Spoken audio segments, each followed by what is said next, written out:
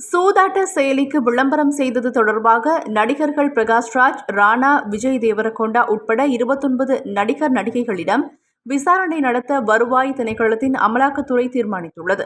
சட்டவிரோதமான சூதாட்ட செயலிக்கு நடிகர் நடிகைகள், தொலைக்காட்சி நிகழ்ச்சி தொகுப்பாளர்கள், சமூக வலைதள பிரபலங்கள் விளம்பரம் செய்ததாக தெலுங்கானா போலீசார் ஏற்கனவே வழக்கு பதிவு செய்துள்ளனர்.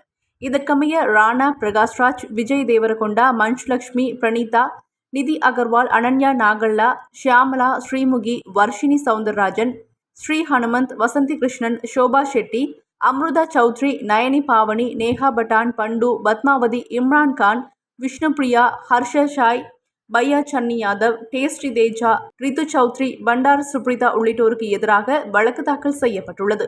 சட்டவிரோதமான சூதாட்ட செயலிகளை பதிவிறக்கம் செய்யுமாறு நடிகர் நடிகைகள் தீவிர பிரச்சாரம் மேற்கொண்டனர். இதற்காக அவர்கள் பல லட்சங்களை பெறுவதாக சமூக ஆர்வலர்கள் தரப்பில் போலீசில் முறைப்பாடு செய்யப்பட்டுள்ளது.